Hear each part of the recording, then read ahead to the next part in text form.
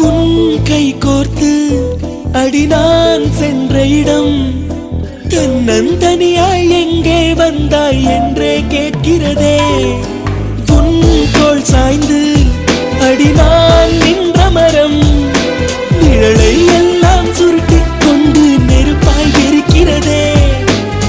நிழலும் விடும் என் தனிமை உடலும் விடும் உன் பிரிவை உயிர் மட்டும் நம்பிட மறுக்கிறதே.